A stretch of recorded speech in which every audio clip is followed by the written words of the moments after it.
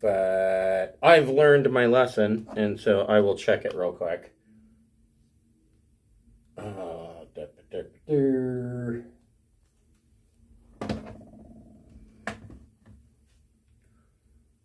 Double checking.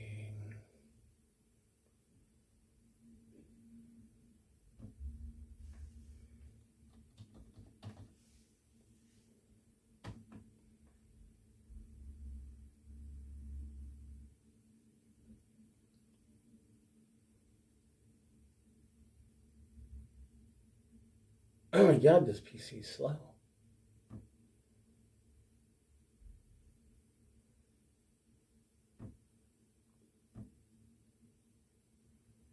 It says we are indeed broadcasting. Okay.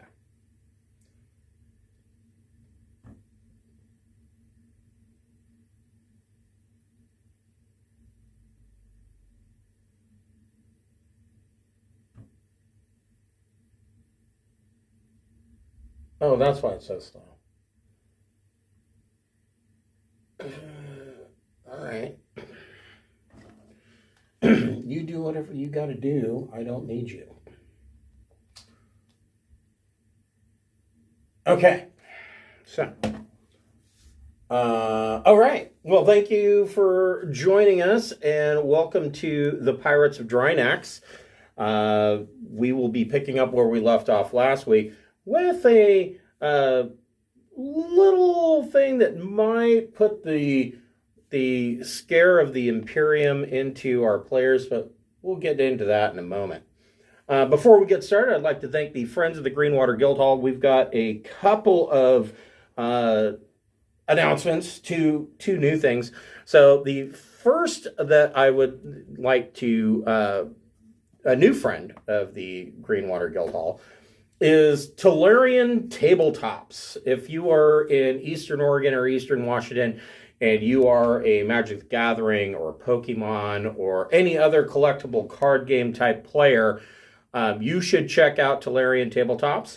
It is run by my quote-unquote nephew. He's not really my nephew, but I claim him. I licked him, so he's mine. They are located at 1055 South Highway 395 Suite 202 in Hermiston, Oregon. Go ahead and check them out. I will put a website in on the YouTube video. We're waiting for them. He just took over the shop, so we're waiting for his new logo and whatnot to come in, and then I will add him to our Twitch stream as well. But that is 1055 South Highway 395 Suite 202, Hermiston, Oregon. And if you are looking to call them, their phone number is 541-303-5744. They have a ton of cards. Call him, and he will set you up. Next on the list, and this is an exciting one, is that we have gotten a code for a coupon for Dogmight Games. So Dogmight Games makes beautiful wooden tabletop accessories for your tabletop games, such as DM screens, rolling trays, dice towers. They have the player pad, which kind of encompasses a whole bunch of stuff into one. You need to really check it out. They are awesome. If you are ordering from them, excuse me, all of their items are customizable, and if you're ordering from them, you can go ahead and use the code FRIEND in all capital letters, and that will give you 10% off of anything you want to purchase on the site. I thank Dogmight Games for giving that code, and I hope you enjoy. Go ahead and partake of that.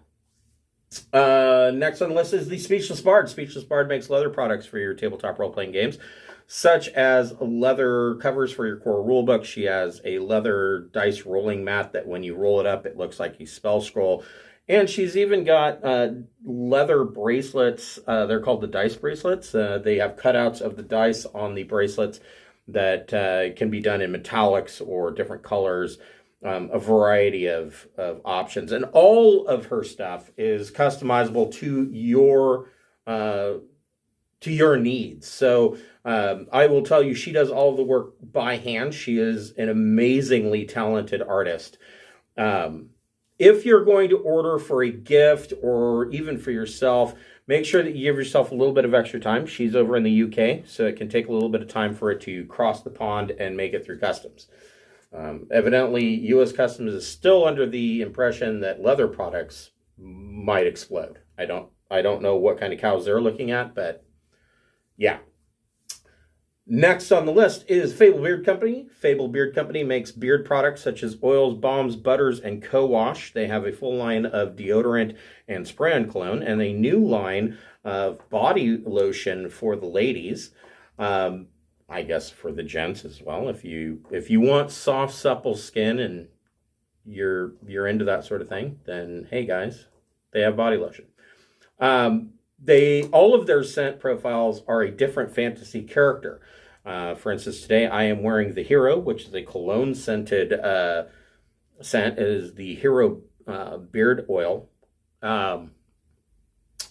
They have a buy one get one free option. So if you are a first-time purchaser, go ahead and log into fablebeardco.com and create a profile. And then you can put the code FIRST in all capital letters. I'm getting all my codes mixed up.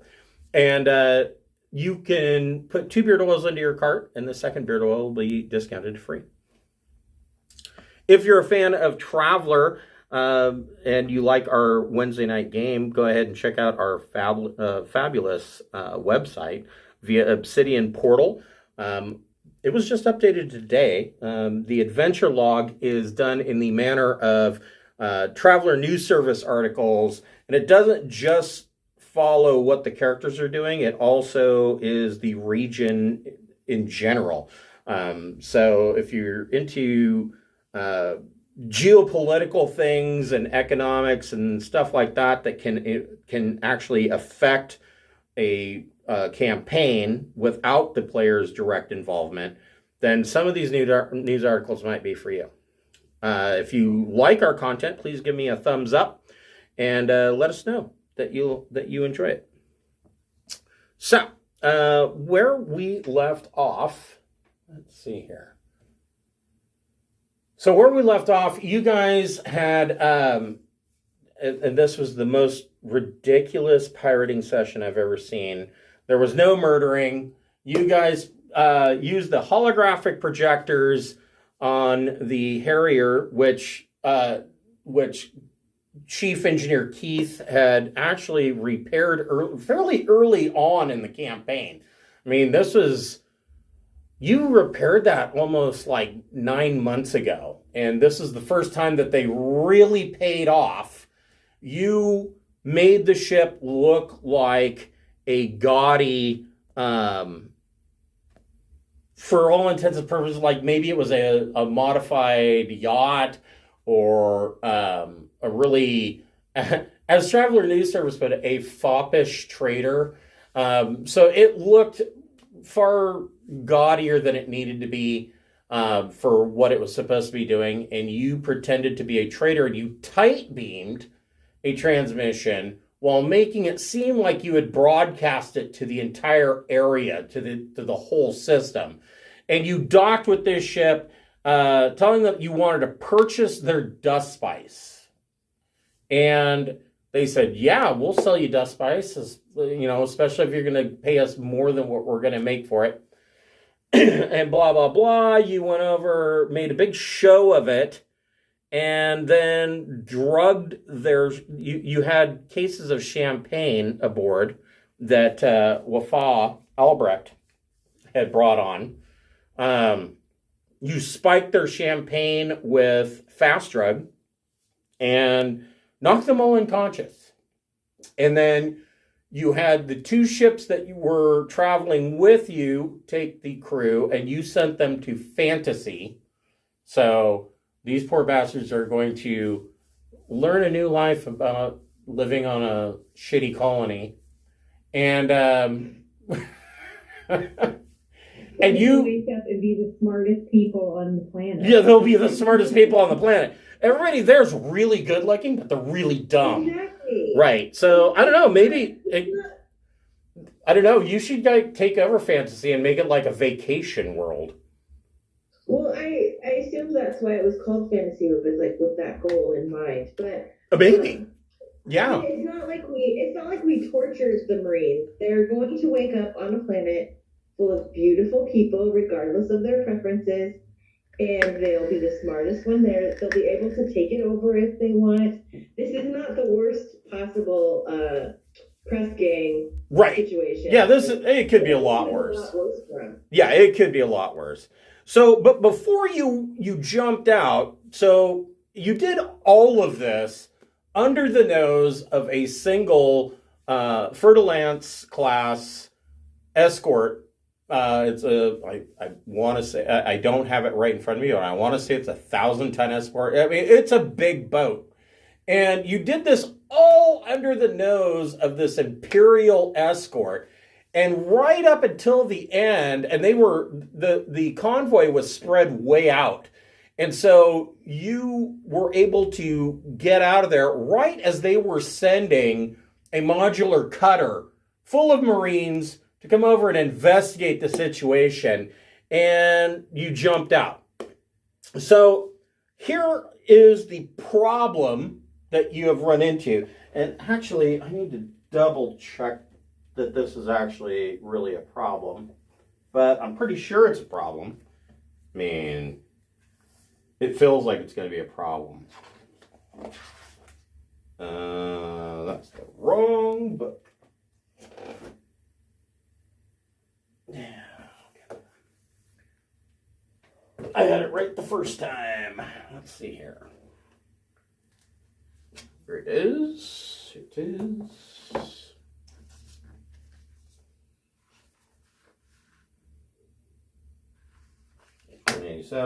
So there is, I believe, there's going to be an issue with the Tough Trader that Ching Shi is currently piloting. Not like a mechanical breakdown issue, but yeah. So here's the issue. The issue is that it's taking you, so you had agreed to basically take the long way. You weren't going to rush it. So you're stopping at each location, each point to refuel, giving the crew a little bit of leg time so they can stretch, maybe go to the local bar, get back on the boat, and then jump out. So here's the problem with that. You have left number one, which is here. Here's the issue. The issue is that the Baleine Frontier Transport, otherwise known as the Tough Trader, only has jump one. And so you get to Noricum, and in order to jump to Marduk, and from Marduk to Torpedo, the Harrier has to jump ahead and put out some basically fuel bladders for this Tough Trader to jump out, refuel from, and then jump again. And so it is doubling your time from like Noricum to Marduk, instead of being a 1 week for the Harrier and then another week and down. It's like 3 weeks, because you had to go back into the blank space in between and put out a fuel bladder and a beacon for the Baleine to refuel from. Does that make sense? All of this. Is there a way to like hit stuff to the Harrier? No, not. So if you try to tow something with the Harrier, especially something like the Baleine, it's going to essentially cut the Harrier's jump from 2 down to 1. So you're in the same boat. No pun intended. So, either way, it's taking you time because you're having to put out these fuel bladders. It's also cost you 60,000 credits to put out these these fuel bladders, and that's probably being nice, but 60. We're going to say it's 60,000. I'm taking it and I'm sticking with it. That's, like I said, that's probably an extreme lowball. Of course, once the Balin, maybe not though, because I mean, once the Balin has been refueled, there's nothing to stop you from folding that up, putting it back in the cargo bay, and making the next jump, and then taking it and refilling it. You know what I mean? So it's taken you a lot longer than you originally assumed, and you've made it as far and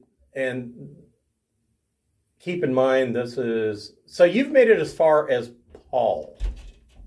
You are right here. So technically you're 2 parsecs from Tyokh, although you don't have to worry about refueling if you just go Sync, New World, and Tyokh. You can refuel along the way, and the Balin will follow you. But when you come out of jump and excuse me, when you come out of jump in Paal, I was actually looking at porn, which that name just cracks me up. This is the porn planet, but it's French porn, so it's classy. When you get out of jump in Paal,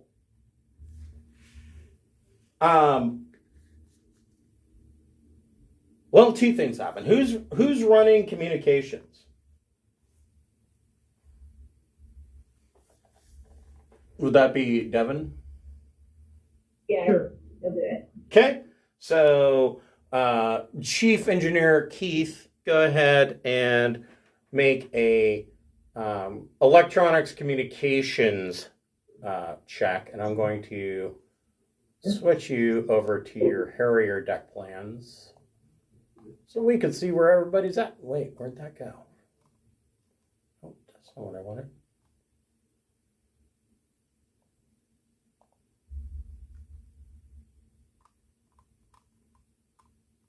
Man, that's huge. Okay. What did you get? So I got a 7. Okay. Oh, okay. We'll leave that there. We will remove him. Oop.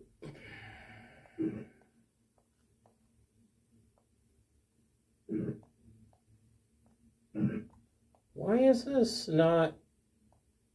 There we go. Like, what the fuck is going on? There we go. We'll put Keith on a chair on the bridge. So, I'm sorry. What'd you get, Keith? 7. Okay. So you're getting a garbled news transmission, but so Traveler's News Service, the Paal edition, is coming in, but it's garbled. You're getting something about that there is a flag out to the public for information on a yacht.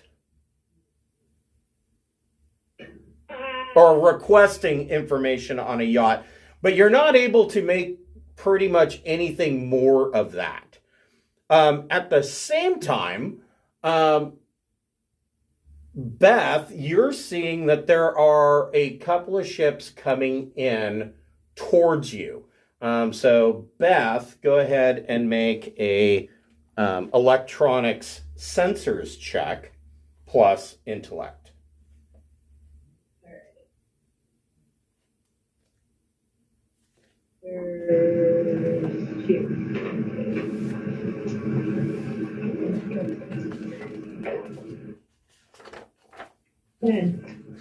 A 10. That's pretty good. So you detect that there are 3 200-ton system defense boats. These are the smaller system defense boats. Now, keep in mind when I say smaller, they don't have jump drives. These are system defense boats, which means that they can fill all that space with guns. And so your threat board, your Dratus is coming up, that these are 200 tons standard reinforced armor with crystal iron armor. They have an armor protection of 13, a total hull points of 88. But they have improved countermeasures and a triple turret beam laser and a triple turret missile tube on them. And they are coming in, and they're coming in at full burn, which is thrust 9. They are cooking it. They are a little bit faster than the Harrier is. Well, time to jump.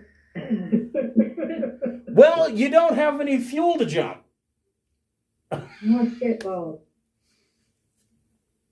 And Ching Shi, you're on the Belaine, and you're kind of you and the AX-57 astromech droid are on the Belaine. Wait, I think Rexar's aboard sleeping somewhere. I believe you are correct. He's probably sleeping in a gun turret somewhere, because the Belaine actually has a couple of gun turrets, and you know how he is. But, so my first question is to Captain Beth, are you relaying? Because otherwise, Ching Shi is kind of overloaded having to do everything on the Tough Trader by herself, even with Rexar and the droid. So are you going to relay this sensor data to her? Absolutely, yes. Okay.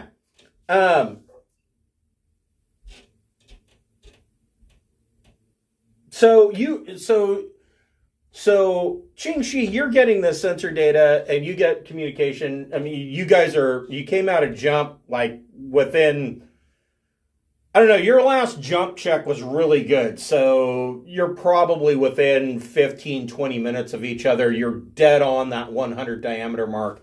And these 3 system defense craft are coming from the main world of Paal. Both of your comms light up. Clear as day, the lead ship is communicating or contacting you. This is Captain Bellorn of the Paal System Defense Fleet. We are attempting to contact. Well, I don't exactly know what to call you. Are you the Pirates of Drinax? No, that's a lame name. So the Harrier is transponder is like the Rusty Bucket or something like that, right? Still the leaky No, the leaky bucket was on the Jabroni. You guys have 3 transponders that you can choose. You can choose to be the Harrier of Drinax. You can choose to be, pirates, or you could choose to be, I think there's a trader one in there, if I remember correctly. And it really was tied to which holographic hull you wanted to pick. Got it. I would assume, I'm assuming you haven't changed your colors from the makeshift gaudy yacht hull, but these ships are approaching you and asking if you are indeed the Pirates of Drinax. I'll say I wish those guys are loaded. Make a deception check. Okay. Deception plus intellect. Or deception plus charm, your choice.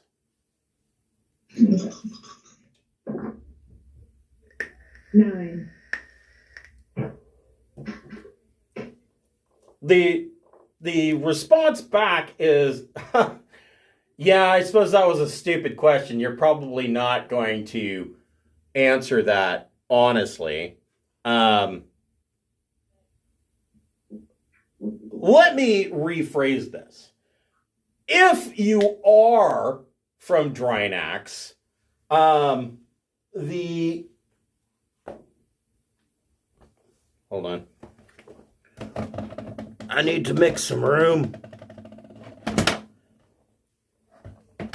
Man, I thought D&D was bad. This game can, like, really take a lot of bucks. Like, man. Somebody was joking, or my brother-in-law was joking. He saw, like, one of those library wheels where the tables just kind of go around with open books. And he's like, "Oh my God, this is what you need." I'm like, "No shit, can you get me one of those?" I'm not joking. I could use that. He tells you, he says, that's a stupid question. I apologize. If you are the Harrier from Drinax that has been contacting worlds in the region, the administrator of Paal wishes to have a sit down with you. Oh? That's the planetary system you're currently in, is Paal. Okay, I don't know anything about Paal.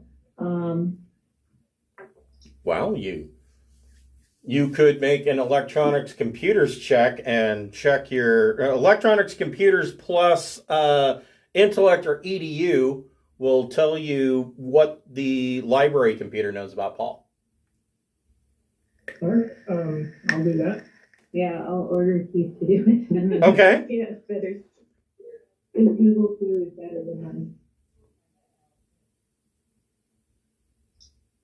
So that's 9. Okay. So, because of your previous communications check, the computer lets you know that it is currently downloading updated information. You haven't been to the Paal system before. And so it is updating its current information. What it can tell you from 2,000 years ago is that Paal was basically the produce planet for Drinax. They had a very close relationship, and Paal produced all of the vegetables, or almost all of the vegetables and fruit to be shipped to Drinax. So this is more or less a garden world that is high in agricultural production. Does it look like that out the window? Like, is it all green and stuff? That is an excellent question. Allow me to look at the code for Paal. I don't know what Paal looks like today. I think it is still actually pretty sexy. Let's say Paal. It's green, but it's glowing. Yeah, it's slightly glowing, but other than that, everything's fine.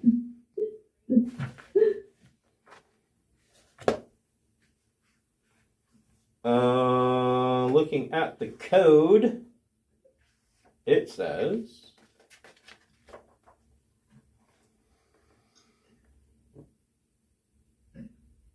yeah, actually Paal is okay. It is agricultural, non-industrial, and RI. What is RI? Rich.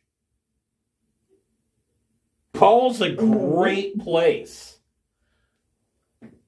They're full of money. They produce a ton of produce. They have a Class B starport. This is a nice place.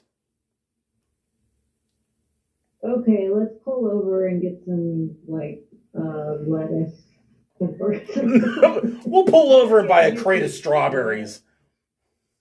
But I'll say we were gonna land on Paal anyway. and then start to navigate towards the starport and have Qingxi do the same thing. So these three ships, these three system defense boats, kind of pull around, and the captain says, "We're to escort you to Paal to make sure that nothing happens." Have you read the latest Traveler News Service? It just hit us this morning. And so he direct beams their copy to the ship, and so your garbled copy comes up, and essentially it is talking about how you made the Imperials look all kinds of stupid. So under the watchful nose of a Fer-de-Lance class escort, this yacht comes in, and from a distance we can see that they docked with a Belaine transport. We didn't get any communications. We launched a Marine contingent aboard a modular cutter, and en route between us and them, the yacht disembarked from the Belaine transport, and they and two other ships, a seeker mining ship and a far trader, jumped out of system. The sensor operator of the modular cutter of the Marines put together a sensor pattern and determined that it was a Harrier class commerce raider that is not frequently seen in the region anymore. However, 2,000 years ago, these ships were known as a sign of oppression of the Sindalian Empire.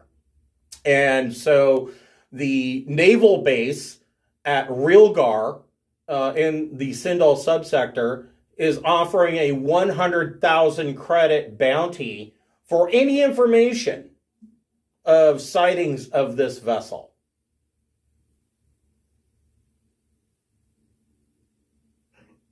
Well, we gotta. You what? What was that? You're muted.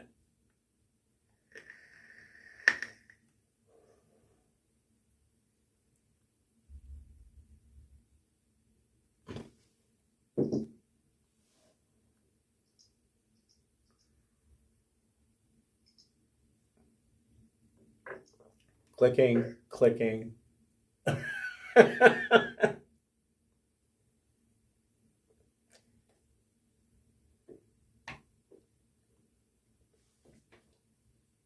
Are we hearable now? There you are. So. Okay. It's like kicks me out of Skype or, I don't know, X up after restart sometimes. I said we got away with way too much shit last session, so this seems about right. Yes. So these three ships, the captain of the lead system defense boat assures you that the reason that they are escorting you is to make sure, we don't want anything to happen to you. Not until the administrator of Paal speaks to you. And so these ships lead you in to Paal. And the Paal has a high port, which is where they are taking you. Give me 1 second. I'll be right back.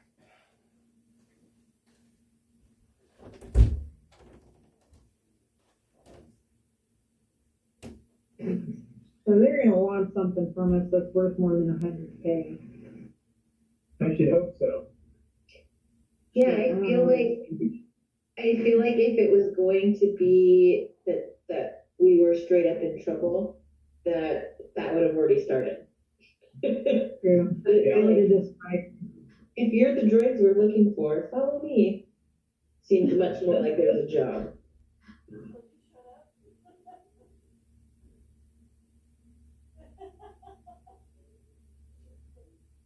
That's good, because if it comes down to it, I'm gonna say that I was part of the crew on the ship that got kidnapped.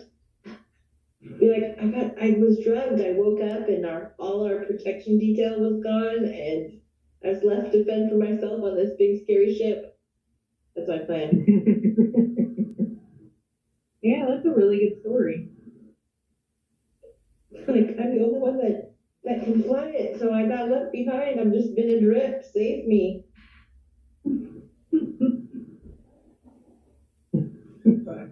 What would a garden world want for pirates? All right. So, who's operating sensors? Me. Beth, go ahead and make a electronic sensors plus intellect or EDU check.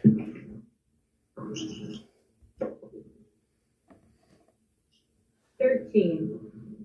Damn. So as you were coming in, you kind of scan the area. There are trade ships coming in and out. Some of these ships are Aslan. Not many of them, but you see a number of smaller Aslan trade ships. You see a number of small traders and even a couple of bulk traders. So it seems like Paal is doing, the high port is doing a pretty good business, but your sensors detect that the overall, the high port seems okay, but your sensors are bouncing back that infrastructure on the planet could be better. Now, as you are coming into dock, as you're getting closer, you can see a number of satellite billboards, and it is clear to you that this entire high port is paid for, owned and operated by General Development Corporation, which is not unusual. Almost all of the ports are owned and operated, but it's very strange that their high port is so high tech, but their down port and what you're seeing as far as a surface survey of the planet is lower. So Beth, you're piloting the Harrier. Go ahead and make a piloting plus dex check.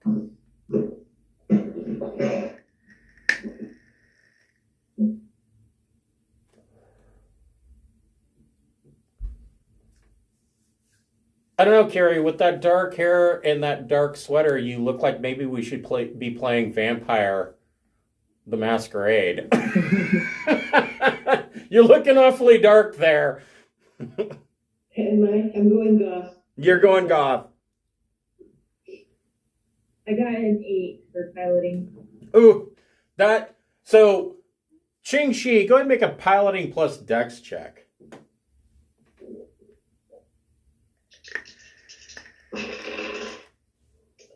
I got 9. Wow. All right. So, okay. So, Ching Shi, you're backing the tough trader in, and you dock, and you're looking out your window, and you're like, holy shit, she just made it. And so Beth is like, just put the Harrier in to dock. I mean, she did it just fine, but you're like, maybe need some piloting lessons. All of you disembark onto this rather large high port. The dock area is just filled with cargo containers and traders moving about, and there are all at the very back of the dock next to customs is a line of produce trade vendors selling their cargo. And one of the system defense ships docks, the other two stay in orbit around the high port. And this this guy steps off, and he is wearing the most ostentatious, he's got a gray and gold uniform on, and he's got handlebar white mustache. He's going bald, but he doesn't shave his head. He insists on keeping that crown around the edge. And he's got like this handlebar mustache, and he comes out and he sternly clicks his heels together and salutes as all of you come off of your ships. And he says, hello, I am Captain Ethelston of the Paal System Defense Force. Welcome to Paal Highport. Wow, foxy grandpa. I won't say that. I'll just think it. Okay. He leans forward and bows to Captain Beth, and he says, perhaps I am being presumptuous, but, and he says, I'm saying this with a wink and a nod and a bit of a guffaw. I believe you are the actual Pirates of Drinax. Come with me. I am in awe of your capabilities. Wow, that's awesome. Yeah. Let's go. I'll bow back and be respectful. Okay. He actually seems to kind of blush at that. And as he's leading you towards the administrator's office, he turns over his shoulder and he says, That ship of yours, that is quite the beauty. I know that it's no mere yacht. That is a Harrier class. That is a ship of absolute beauty. You get to the administrator's office, and it opens up into like a small reception waiting area, and there's like actual music piped in. You know, it's like a Celine Dion song, but with no lyrics, and it's played on like a Casio keyboard. He says, give me just a moment, I'll see you in. And he looks at there's a receptionist sitting there, and he says, oh, she's expecting me. And the receptionist goes, mutual, I'm sure. And so he just looks at her like twice, and he goes, ugh. And opens up the door and steps into the administrator's office. And after about 5 minutes of you listening to music, which is 10 minutes too long, he opens up the door to the administrator's office. Oh, please, come in, Captain and crew. Come in. And this office is quite large. And it looks like, it looks like Don Draper's office out of Mad Men. There's like a little wet bar off to the side. There's a big desk. There's a bookshelf with a lot of books on it, but it doesn't look like anybody's pulled any books to read anything. They're just, there. And there's several couches laying around. And one of the couches looks like somebody was like just sleeping on it. Like, all the cushions are dented in. And you see this woman with short blonde hair, and she's kind of fixing her hair, and she goes, so, let's get right down to brass tacks. Are you or are you not the said Pirates of Drinax? Because I've been hearing tales of things that you have done all across the region. So I need to know up front if you are the people that I'm looking for. If I told you yes, why would you believe me? Says, well, I mean, those holographic projectors on your ship are good, but they're not that good. And she goes, and there's this, and she holds up her tablet, and she goes, and there's, this. So you guys kind of match the description, not to mention the fact that you docked with a Belaine Frontier transport, which is what was stolen. So I'm guessing that you guys are who I think you are. What do you want that's worth more than 100K? A bunch. She tells you, she says, so Paul did okay through the end of the Sindalian Empire and through the Long Night. We produced food. We weren't hit by a lot of the nuclear and biological weapons that the Sindalian Empire fired down on most of their planets. She says, the fact of the matter is that through all of that, Paul actually had originally a really good relationship with Drinax. That relationship kind of ended when the Aslan bombed Drinax back into a Stone Age. She says, what we are lacking, and you might have noticed coming in, is tech. So she says, I propose that for every 1 million, or for every 1 mega credit, which is 1 million credits, for every 1 mega credit worth of advanced electronics, advanced manufacturing goods, advanced vehicles, cybernetics, luxury consumables, luxury goods, medical supplies, polymers, robots, pharmaceuticals, or vehicles that you would donate to Paul, will move us towards being a haven for you. If you want to do more than that, then there's a possibility that we would be interested in, from what I understand with some of these other planets, you're forming a new kingdom of Drinax. We're always interested in expanding the kingdom of Drinax. Is there a way for me to communicate with the king to see if the mega credit exchange is something he can do or accept? Well, I mean, you can accept it on the spot.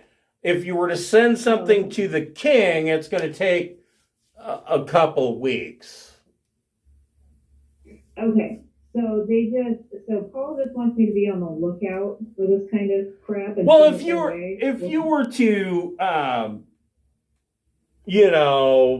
pirate a ship that had, say, 1 mega credit worth of pharmaceuticals that you wanted to donate to us, we would be more favorable towards this entire endeavor. Okay. Well, having an agricultural planet as part of the kingdom would be amazingly useful. I want to ask them if there's a lot of land that's unclaimed here or not really. Just curiosity. That's a really good question, actually. Paul.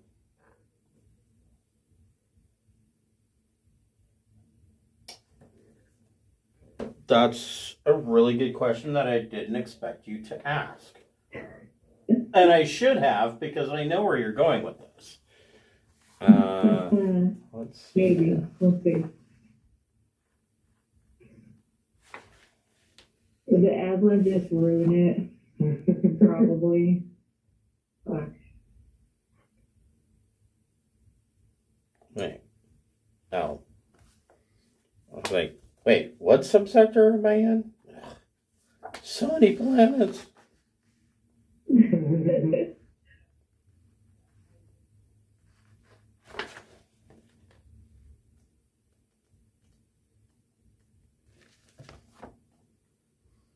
So Paul,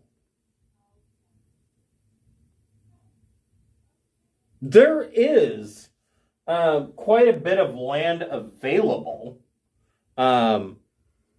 It's mostly in, so the residents of Paul have taken over the fertile valleys and whatnot, but that doesn't mean that there isn't other areas of land, mountainous regions. There's a couple of deserts. So yes, there is land available. Not a lot, but there's some land available. Okay, because like if they start being favorable towards us, General Development Corp is probably going to get pissed. And I don't know how easily they're going to back off, but if there's like a shitload of Aslan's fighting, they might fuck off out of there. Maybe. Yeah, I don't know. I mean, it's been a little bit since you had any direct contact with Judecco. But yeah, I mean, Judecco doesn't really care. Judecco's business model is we come in, we'll give you a Class A or B starport, and then you give us a percentage of your gross planetary product. So that's how they make money. I don't know that they would really care if you're settling more people, because if those people produce more, then that means the global economy goes up. And so Judecco technically makes more money.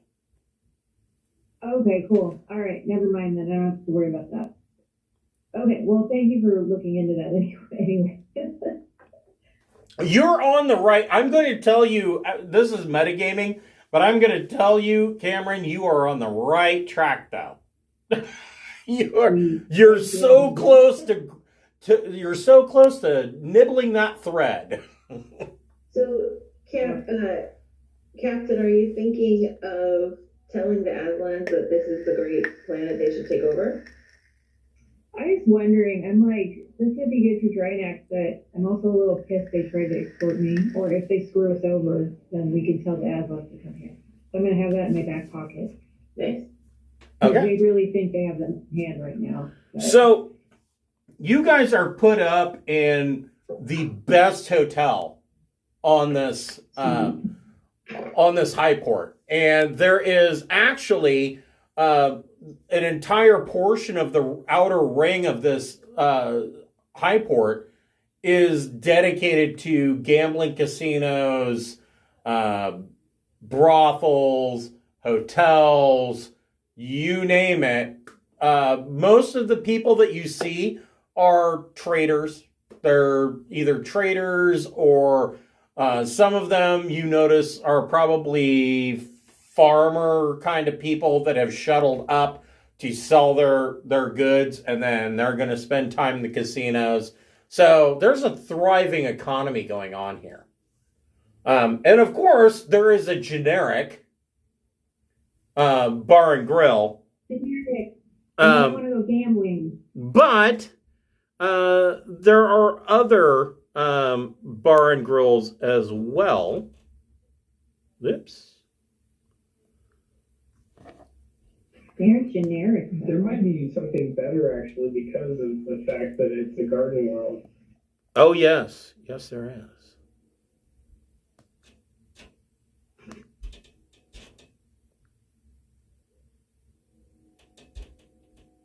No, I don't want to log in. All right.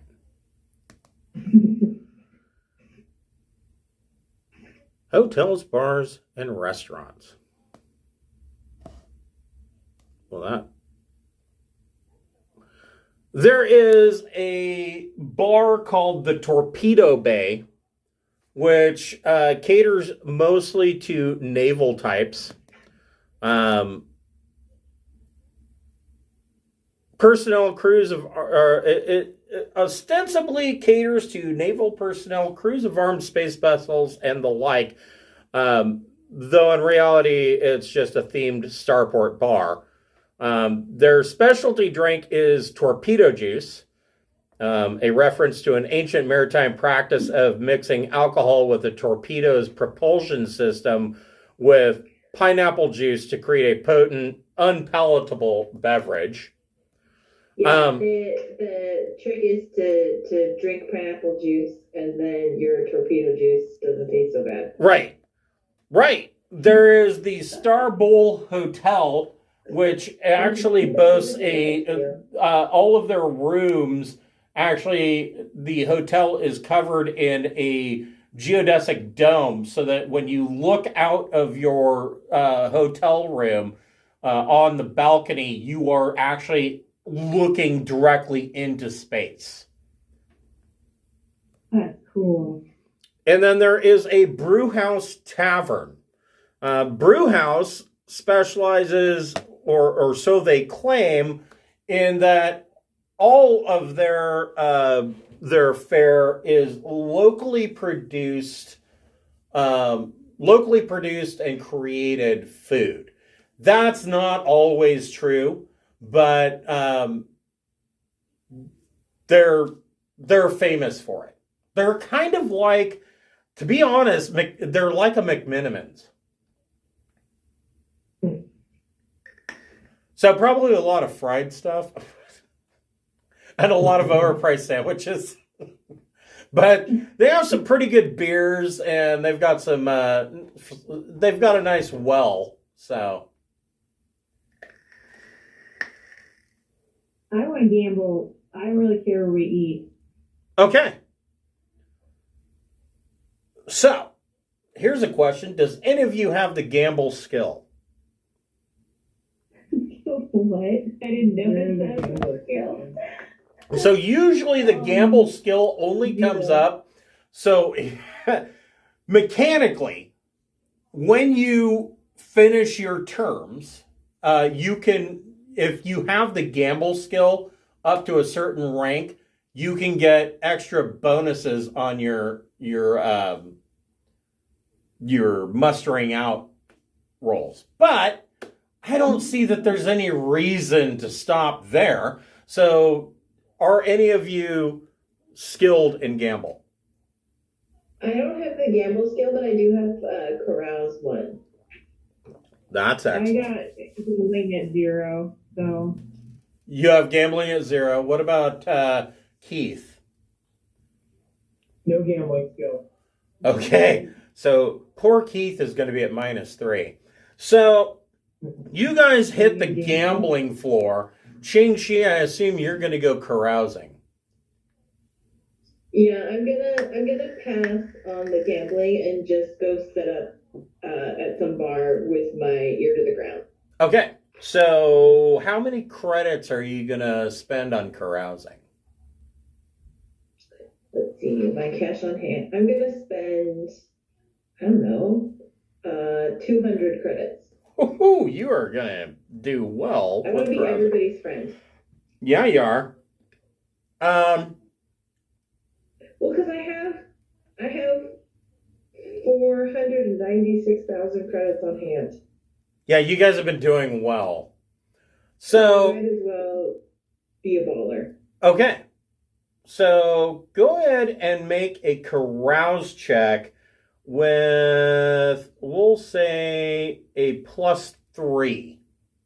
Okay.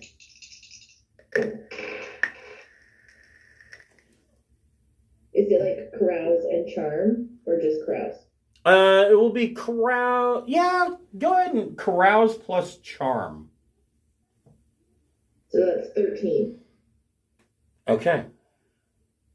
All right, we'll come back to you in just a moment. Captain Beth, are you going to be gambling? Oh, yes.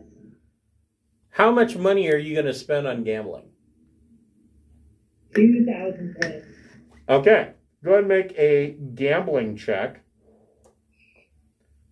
Gambling plus intellect. Okay. 8. That's pretty good. We'll come back to you. So, Chief Clark, what are you doing? Carousing, gambling? I think carousing seems more like my style right now. So yeah, I'll go carouse. Okay, so go ahead and make a. So, do you have carouse? I have it at 0. Okay. So go ahead and make a carouse plus. First of all, how much are you spending? I'm not gonna go as crazy as King Shi. I'll think I'll spend 100. Okay. So you can go ahead and add a +1 to your carouse plus charm check. Okay. And that is a 9. Okay. So bopping around the floor, playing various card games and slot machines, the captain is able to win 4,400 credits. Okay. And of course, because you're bopping around the floor playing card games, you're drinking for free. Are you limiting what you're drinking, or are you just going to town? If Beth kind of drinks a lot. Okay. So When you party hard. So you're drinking the gin and juice. But stay away from the torpedo juice. Well, that's another bar, but and so yeah, you're going around. You're doing okay, and you do not call attention to yourself because you've just been lucky.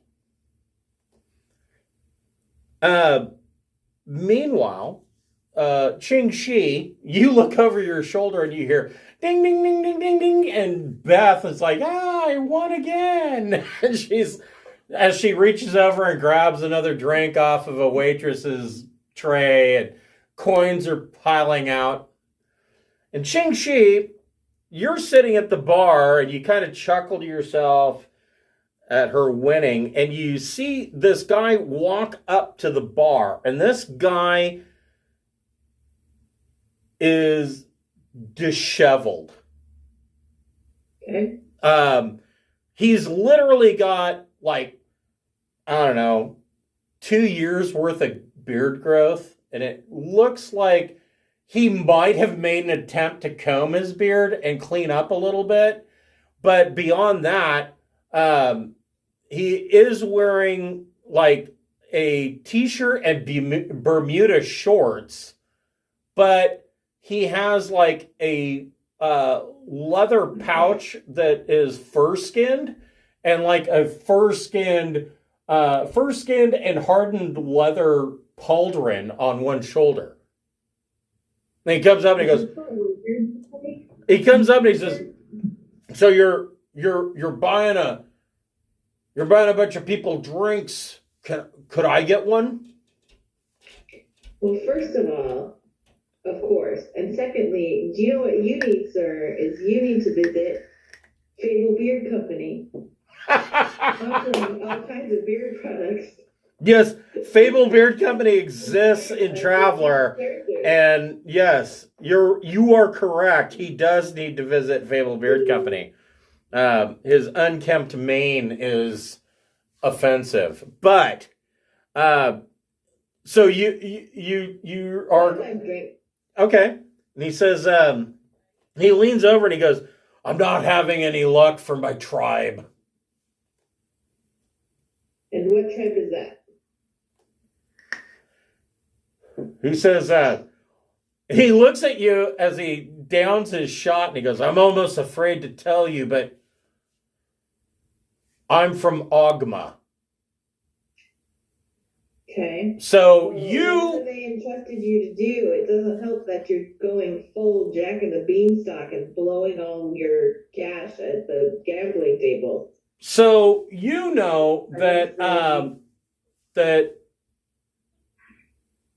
Ogma is the source of the quote-unquote Ogman Raiders. You actually face some on Borite. They ate somebody's ear, but this guy doesn't seem like the normal barbaric cannibalistic type. Right, he's not full Reaver. No, he's not full Reaver. He says, he tells you, he goes, my tribe is trying to purchase arms, and I haven't been able to find anybody, not people's arms, weapons. I have not been able to find anybody that is actually willing to help the Ogman people. Oh yeah, you guys are dicks. He says, well, no, wait. We're not all like that. Away, but barf. He says, no, we're not all cannibalistic killers. Not all of us. Mm-hmm. He says, some of us are noble raiders. We ride many ships into combat to come back and bring technology to our tribes. And alas, my tribe has been less than successful in doing that. It seems that the more brutalistic tribes among us are spreading a bad image. But we could change that if we could find somebody that would help us purchase weapons. Okay.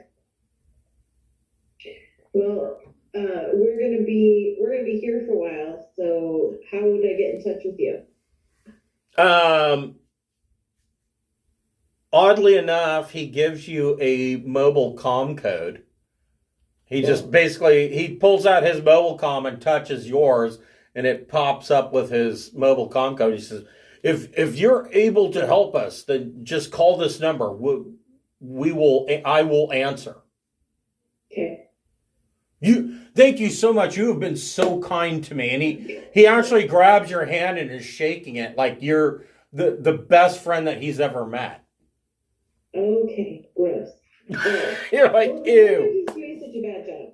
He comes from a planet of Reavers, and he's like trying to pass himself off as like Ironborn, and he's paying the gold price for stuff and not the iron price for stuff. Like, come on now. So the thing that you get from this guy is that he is more representative of like space Vikings rather than what you've run into, where these guys are just feral, completely feral. But this guy is more like a space Viking.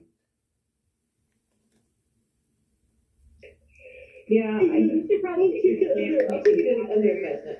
I'll bring his request to the captain. Okay. When she's done cavorting. when it's sobered up. Right. When we've all slept it off. So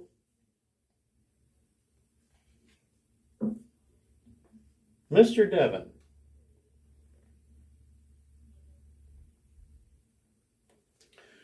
you're out trying to cavort, and I can only assume probably dancing poorly on the dance floor.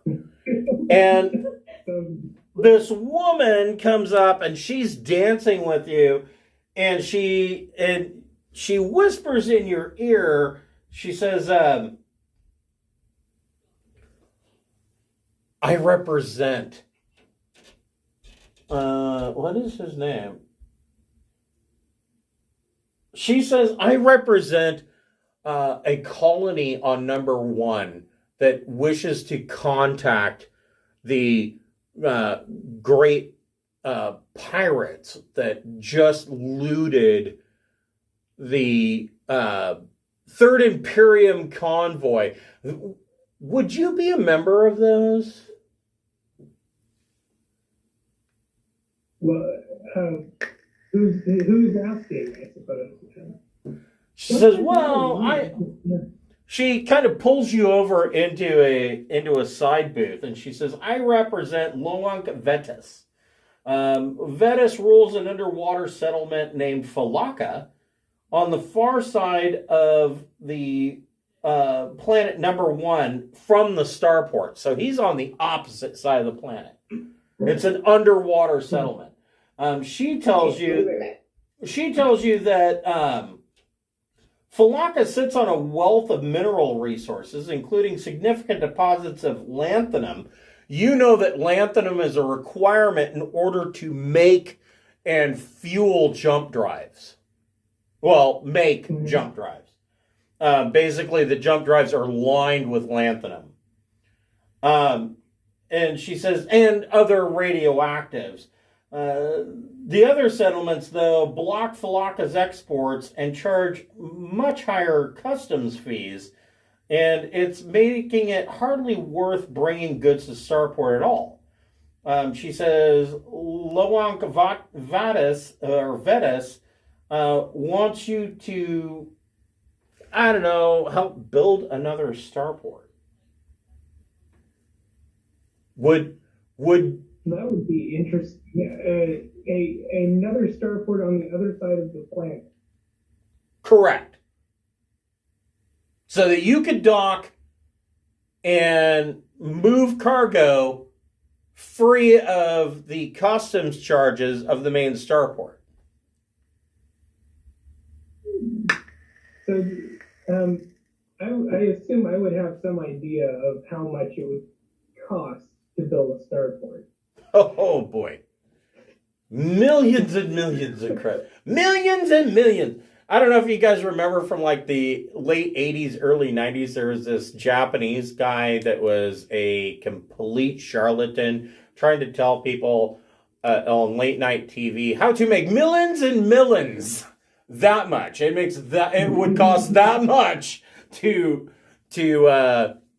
build a starport. I mean, yeah,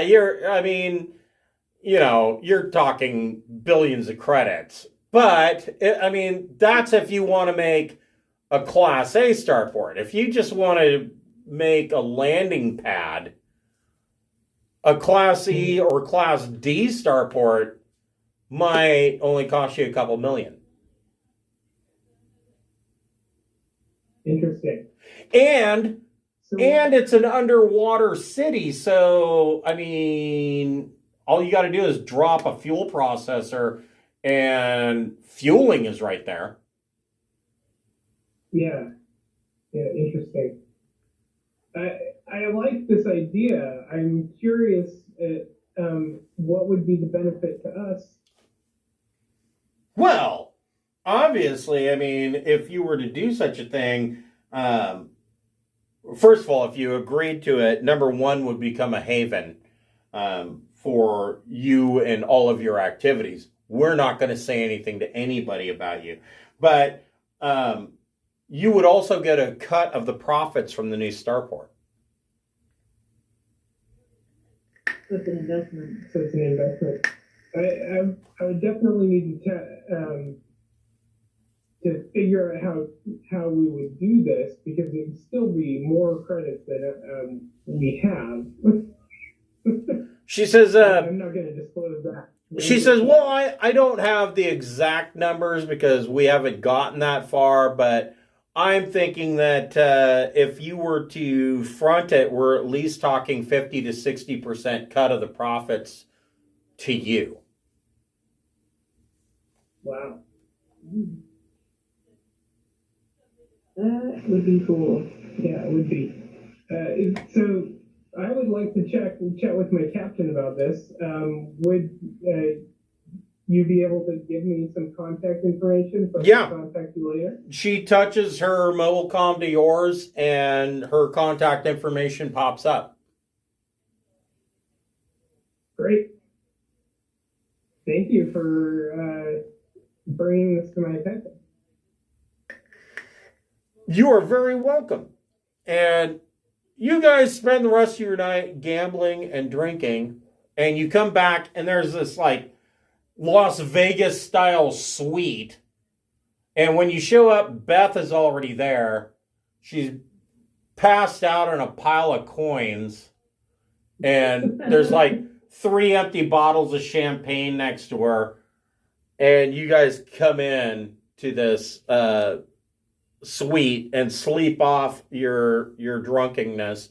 And the next morning, the maitre d' shows up with a full 2 carts of breakfast, basically your choice. It's basically a wheeled-in buffet table of breakfast. And so you guys are sitting around your table, fighting off a hangover and eating eggs and real bacon and real vegetables and real bowls of fruit. This is the best food you've eaten in weeks. This isn't like soy constitute that's flavored like it. This is the real thing. So with the guy who wants guns, is his plan to take the guns and shoot the cannibal feral people on the planet and take it over? Or You don't know. Are you going to call him and ask? yeah, I'm curious. Like, is that his plan so that we'll run into fewer of them in the universe? Because I'll give up some of our guns. I think we found some that were comparable to advanced combat rifles or something. But it's like not much bigger. Would it be like a Bay of Pigs situation where we arm the weaker party and then they lose and get absorbed by the bad guys? Like, So he's not much of a leader if he's wandering around begging for drinks in a bar. So he tells you he likes it. He appreciates your offer of selling them guns that you've already purchased. He wants a lot more than that. They have already set up a deal, but the problem is that they need somebody to escort them to the pirate planet of Thieves to pick up these arms. So we lost you. We lost like a chunk in the middle of the story. Oh, I'm sorry. Is my theory correct though that he wants to make the planet like less shitty and less full of cannibals? No. So some of that is possibly true. Am I still breaking up? No. Okay. So some of that's possibly true. There might be battle between the tribes, but he thanks you for the offer of your weapons, but they have a much bigger order. They need somebody to escort them to the pirate planet of Thieves to pick up these weapons. All right. Well, I will take it. We're not really welcome on Thieves, right? So We're fine until the end of the year, theoretically, you're not allowed back on Thieves. However, you do have a little piece of information in your back pocket. We also have other crews that could go or whatever, but yeah. True. What piece of information do we have in our back pocket? Well, the little piece of information you have in your back pocket is that the possibility is that Admiral Darokin, who is one of the Lords of Thieves, is actually an agent for the Empire. Okay, that's right. And that proof of that was actually hidden in his personal computer on his flagship. But, I mean, holy shit, getting on his flagship's going to be... I don't know how you would do that. I mean, honestly, that would be crazy. And I'm talking to the group that infiltrated the treasure ship, so... All right, well, I'll keep this guy's problem under consideration, but the people with the rare minerals seems like a better thing to move on to after we complete this current mission. Okay. So you were thinking that you wanted to possibly help number one build a second spaceport? Yeah, I was thinking, well, since we don't have the cash, would the king have it? Could we split the Possibly. kickback or something? How much cash do you have available? I'm actually curious because I've lost track at this point. Let me see here. So, like in the ship, general fund, I think there's like 380K, and then I have like 172K. Okay. Meanwhile, Cheng Chi's walking around like, I've got like 300 grand. I think because I held back a ship share. Right. When we very first started, I held back a ship share. So I've been sitting on it for like if there was an emergency. True. I'd be able to help out. Well, I mean, if somebody had a ship share sitting around, they could invest that. That's worth 1 million credits. Or 1 mega credit. Right. Yeah, I think I've I actually have 2 ship shares. yeah. Holy shit, really? Yes. Wow. So, yeah. So those ship shares are worth 1 mega credit each if you invest them into something else. So in this case, a new spaceport, that would be 2 million, and you're talking about a 60% return. Mm-hmm. That's a good How investment. long would it take?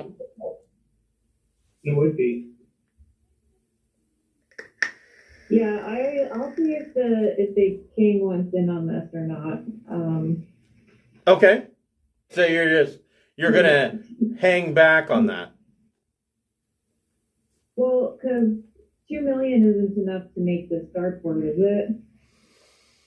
2 million would be enough to at least set up the groundwork. I mean, you could at least do like a Type E starport, which is essentially like, a landing pad with a couple of beacon lights and a hose.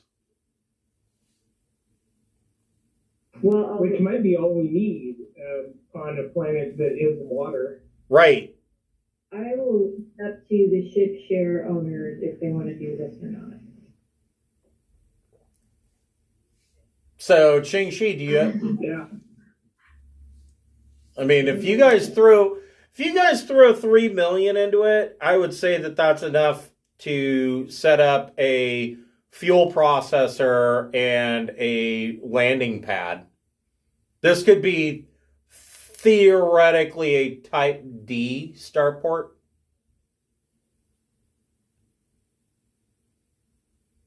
I mean, you could have like, somebody sitting in a tent.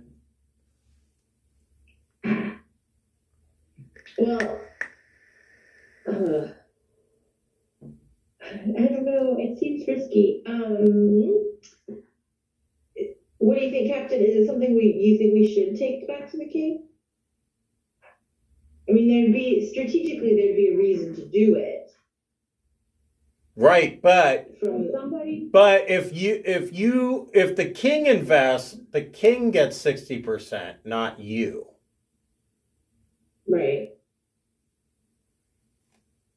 Right. I think this is a good investment. I think it would be worthwhile. Well, if you put down both your ship shares, then I guess the kickback will go just to you. So here's the thing. So let's say that you invest 3 ship shares, that's 3 million credits, and they build a Type D starport. You get 60%. Of that 60% that you get, 10% of that is kicked back to the king. If the king does it, you get nothing, and the king gets 60%. So it's a better deal for you. Right. I quietly want to have my own fleet, and so I've been holding on to it in case I needed to jumpstart my own fleet. Well, you would be able to refuel at your own gas station. Right. I mean, that would be like, if you own Chevron, of course you get free gas. Well, I mean, if I own Chevron at the corner of, Harbor and Euclid, it's not like the Chevron Corporation. Number one is sitting right there on the Drinax chain. So, yeah. Somebody has to refuel, and maybe they have an option other than the main starport of going to your spaceport. Okay. Well, Keith is gonna throw down his two million. So it's just like, are you gonna toss more on to have a fuel processor or not? I don't know. It'll be there. Right. It seems like that's really the way to make it successful. So I suppose I will. Okay, so you're going to throw down a ship share? So that's 3 million tossed in. Yeah, I would say that you can firmly get a Type E, probably on the verge of a Type D starport. It's not a whole lot more than a polished off, chunk of stone with a flat edge on it and some landing beacons. But there will be at least a fuel processor so that people can land there and refuel their ships by cracking the water. So we're number one. Yeah, so they are super excited by that and send up to your room a champagne toast. Because this was all done over mobile comm. I'll drink the champagne toast. That's great. And so the door to your suite opens up, and I imagine your suite probably is half of a wreck because you guys were drinking and carousing. And these two guys wheel in their cart. Everybody make a recon plus intellect check.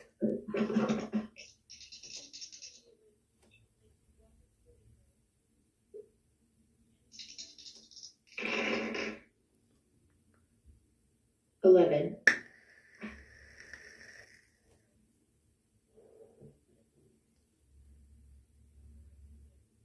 What about Beth and Keith?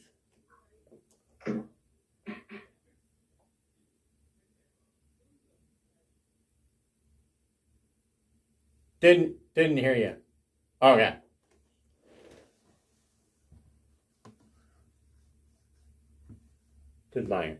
My mouse died. There we go.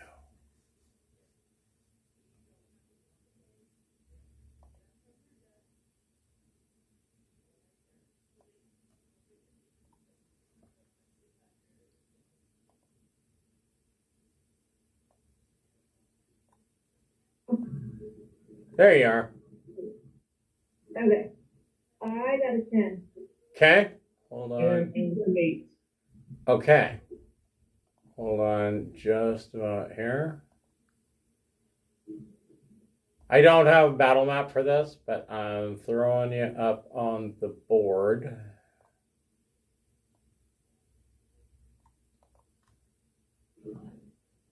There's going to be Theater of the Mind, which I'm a huge fan of. My brother-in-law got into the talk of like, well, I like to see where I'm at, and I need to know, how far am I from so-and-so? And I'm like, you could just ask. Well, that just is going to make another argument. I'm like, no, you could just ask.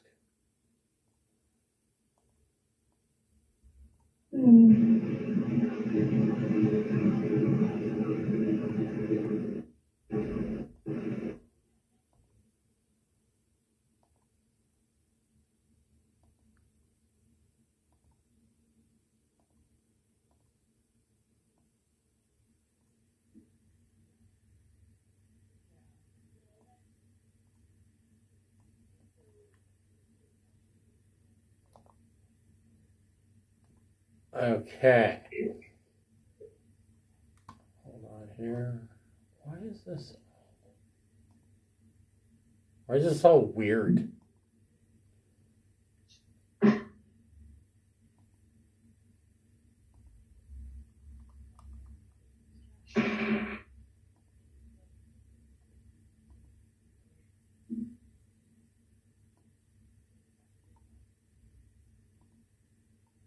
Guess this doesn't matter.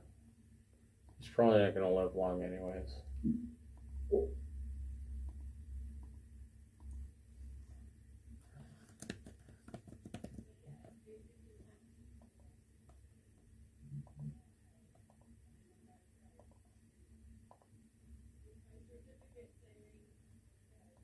All right.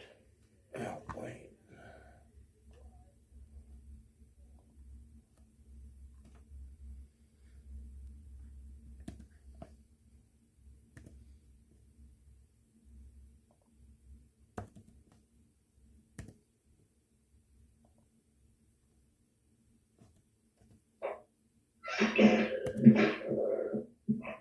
Okay.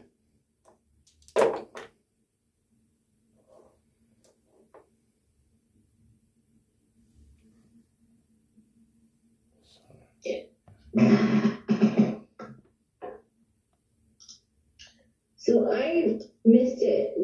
Somebody rolled up a champagne toast, and now we're in an initiative count. Yeah, so these three guys, these waiters, two waiters, roll this champagne cart into your room, and there's one waiter waiting out in the hallway. Tell me what your initiative rolls are. Or you can put them in. Sorry, I was trying to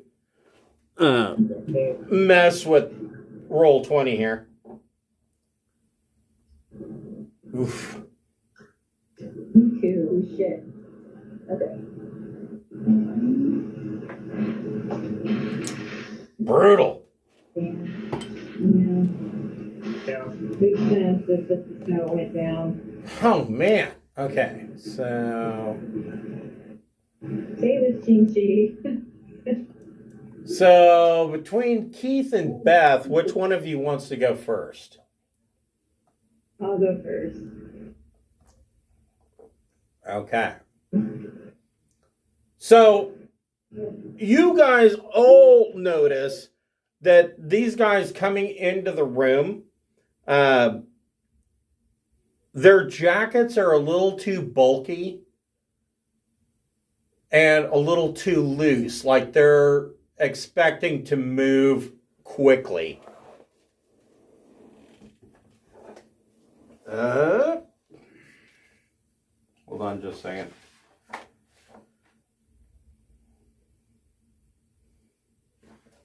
Oh, that's the wrong book. Ow. God damn it. Is there anything worse that hurts more than if you bend a fingernail or bite yourself?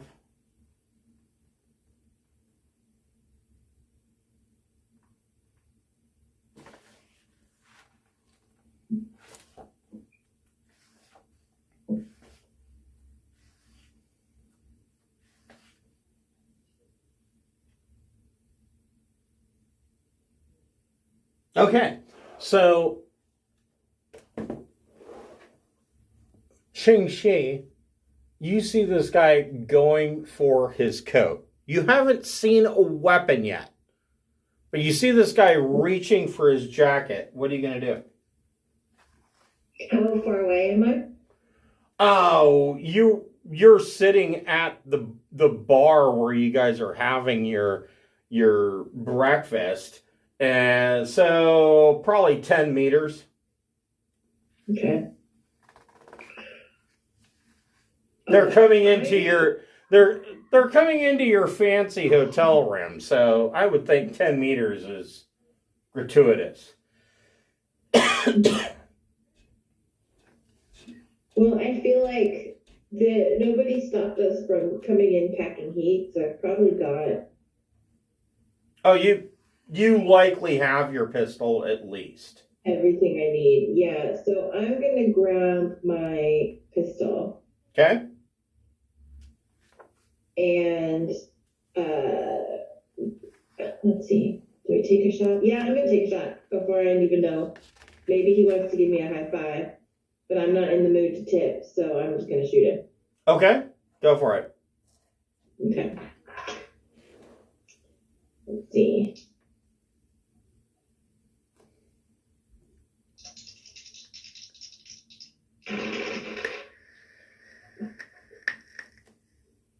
$11.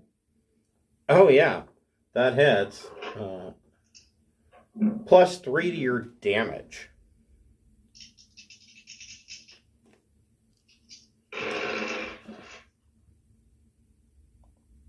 So that's 10 for damage. Okay. And then I would like to, if I'm sitting at a bar, I would like to jump up and over bar and take cover. Okay.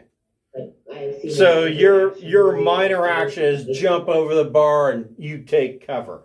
So you have a +6 to your armor bonus for the bar. Sweet. All right. The waiters. The waiter that you just hit, first of all, is pissed off. And he pulls out a blade.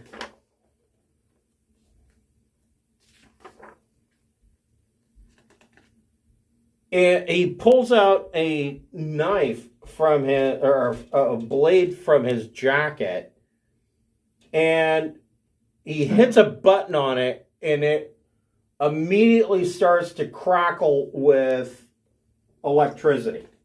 It's a static blade. And he jumps and attacks Keith.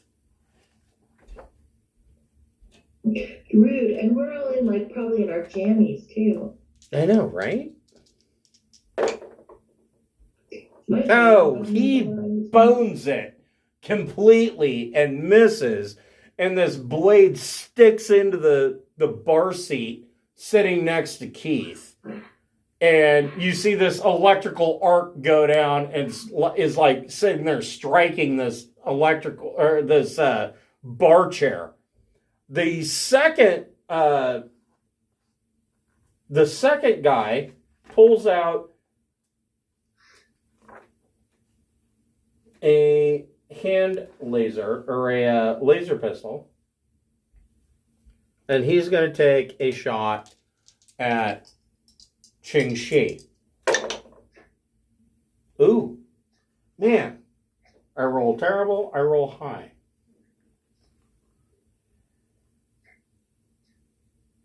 $14's going to hit, but you have a +6 to your armor. Mm-hmm.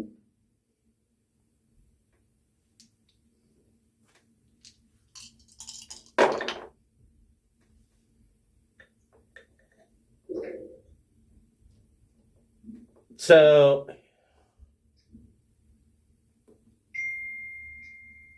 you only take 4 points of damage. Only. That's a lot. Well, you know. I mean, it's less than it could be. I'll give you that, but that's still a lot. And it comes from endurance first, right? Correct. Okay. The other guy also pulls out a laser pistol. And just hits Beth.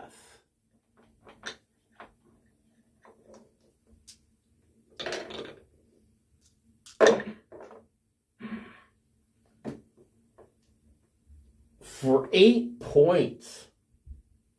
Oof. God damn. Right? Okay. All right, Captain Beth, with the massive laser burn, what are you doing? I want to hop behind the bar. Okay. Also. You now have +6 armor. And then, let's see here. There's no way I got my Nova gun with me.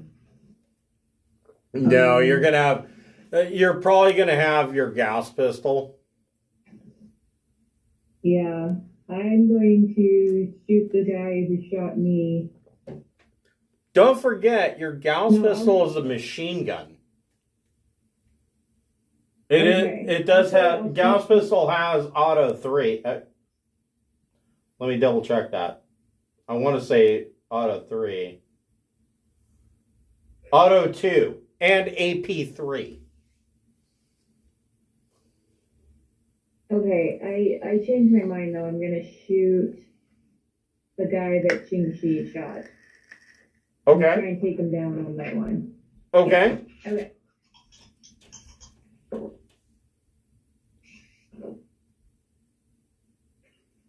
I got a 7. Or do you add dexterity too? You would add your dex, yes. Okay, then it'll be That hits. Is it on burst? 8. Whatever does the most damage, like I'm. Well, I mean, it can be. You're not aiming, so you can use burst or auto fire. So if you want to use burst, that'll add an additional 2 to the damage. Yeah, let's use burst. So you're at And 8. then You're at 3D plus 2. Yeah. Okay. 15, and I'm yelling. Oh. Drinax! Really? Jesus. Now you make me have to do math.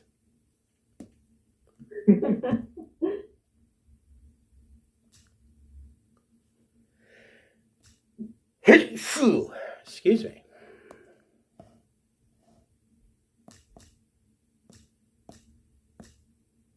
It's brutal.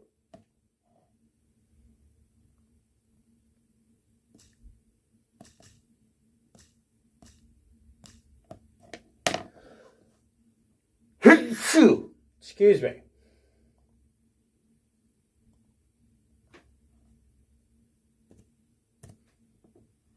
Okay.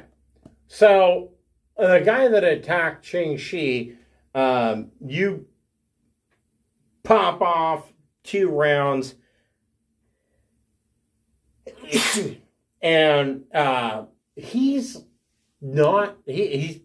visibly pale, but he's not down, and you took cover behind the bar. Keith, what are you going to do?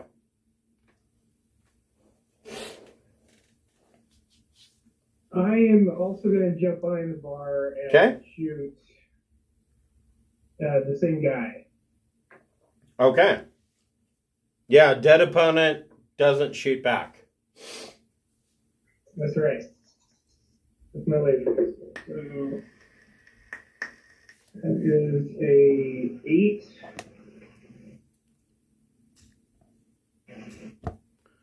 8 hits.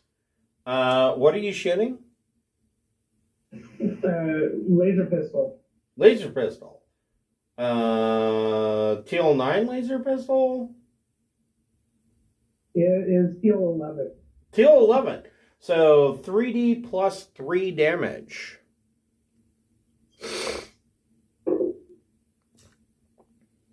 That is 15. Okay.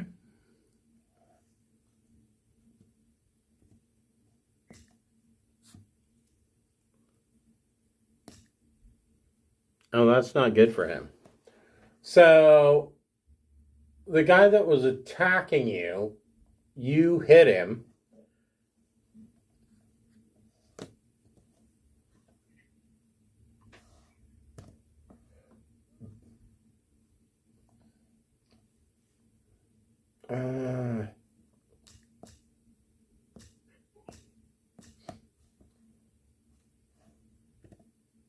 And he falls unconscious, and drops to the front of the bar.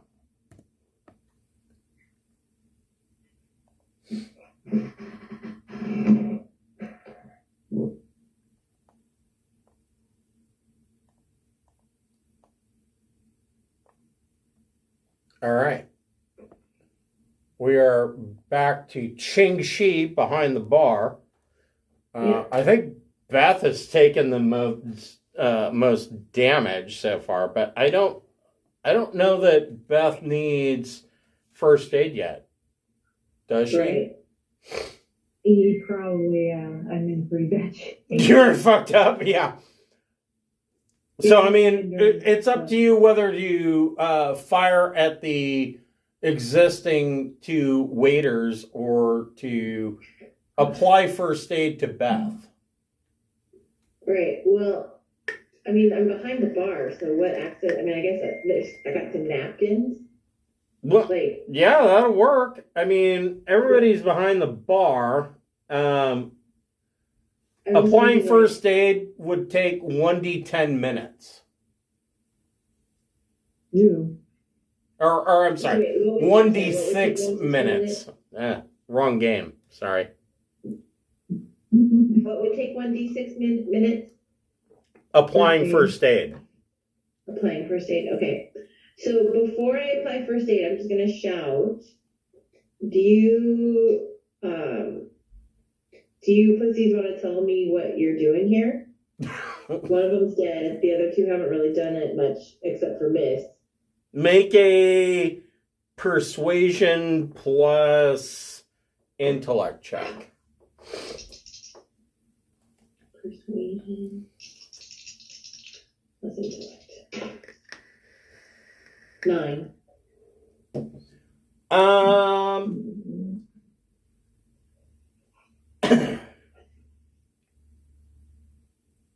They are fulfilling a bounty offered by an Aslan clan. Okay.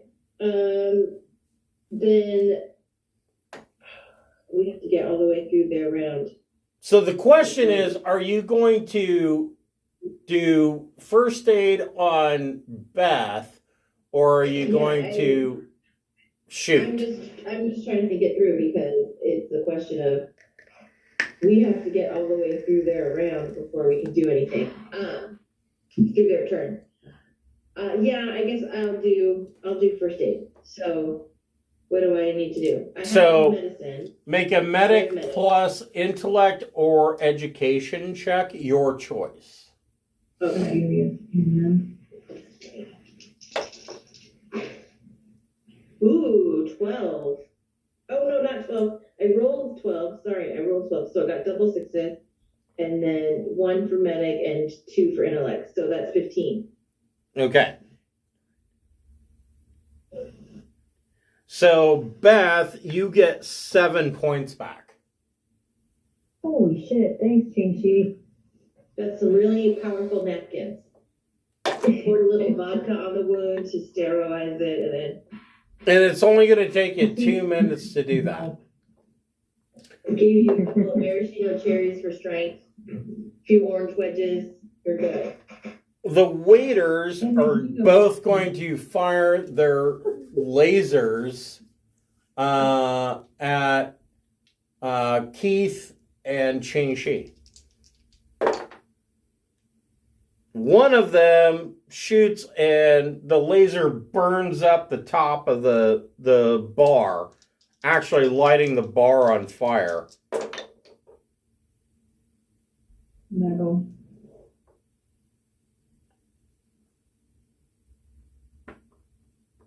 The other one hits Ching-Shi with a 12 for 4 points of damage. Ugh.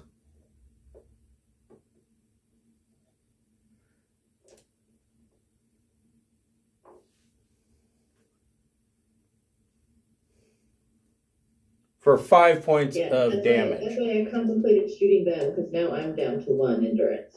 Yeah. So they did 5 points of damage. Yeah. That could have been, without the bar there, that could have been a lot worse. Yeah. Captain Beth, who's been bandaged up, what are you doing? So Ching Chi's like in really bad shape now.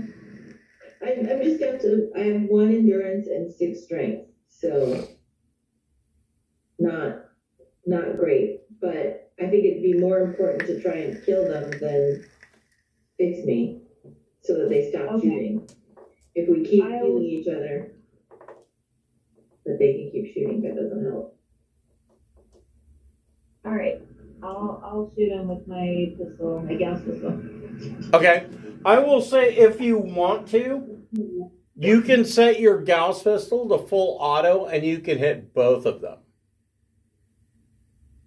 So you can make an attack on one and make an attack on the second one. Okay. So I got 12 on the first one. Yeah. So the first one is damage plus 4. Okay. 14. Jesus Christ. Okay. Yeah.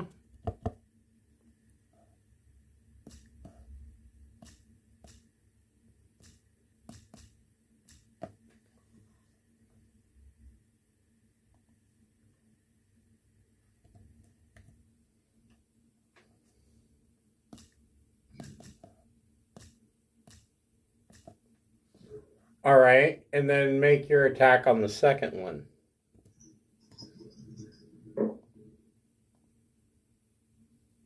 That's an 8. That just hits for your normal damage.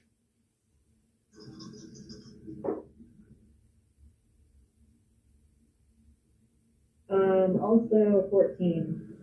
Jesus tits. I rolled way better on damage that time. So. All right, those guys are messed up.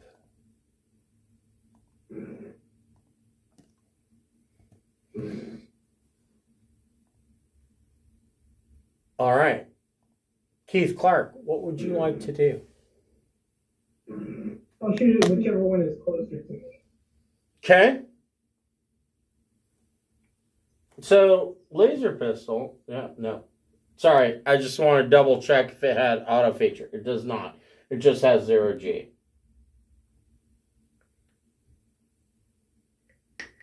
And I missed. I got a 6. They are terrified, though. Yeah, they are terrified. With your minor action, did you want to move at all or stay hidden behind the bar?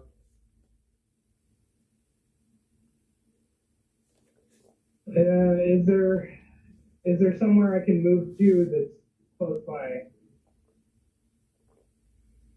Within 6 meters, I guess. Yeah, you could move. You could within 6 meters. You could move and tip over the dining table that you were sitting at. Oh, that's a good idea. I think I'll do that. Okay.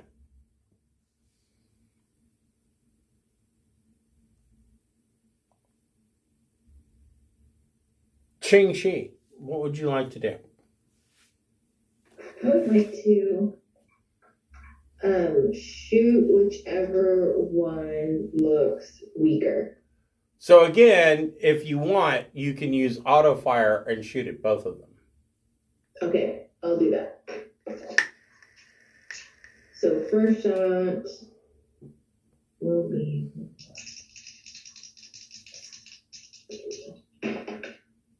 not very good. 8. 8 hits. So roll just your damage. I know, but I want to be able to add a whole bunch to it.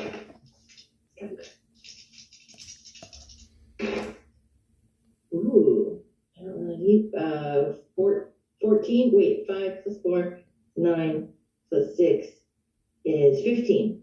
Jesus Christ. Okay. Please die. I'm really not feeling well.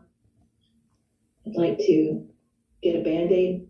So if you could die, that'd be great. Thanks. Yeah, this guy goes down. What do you roll for your second guy?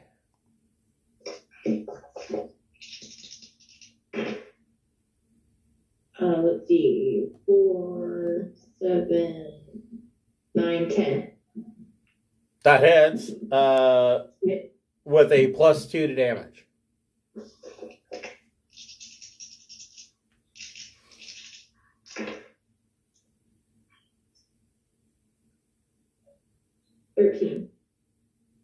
Okay. And this guy goes. I mean, yeah, because the Gauss is 3D, right? I'm not rolling the wrong amount. No, you're right. Okay. So Ching Shi jumps up and goes "Brah!" and kills the last two guys. Doesn't kill them, but they are unconscious. Will be dead soon with blood loss. And you can hear an alarm going off in the hallway that there will be security guards coming soon. Yeah, well, you're there on invitation, right? So, I mean, we're not... Right. Like, security, it's not like they're going to turn on us. We're there. We clearly got jumped. They're dudes in waiters' outfits. Right. The question is, are you going to stick around or are you packing up your shit and getting the fuck out? Well, I would like to have, yeah, I would like a little round of healing before we try and get on the ship because I'm down quite a bit. Okay. Let's roll that now. So, Captain Beth, go ahead and roll your medic plus intellect or EDU, your choice.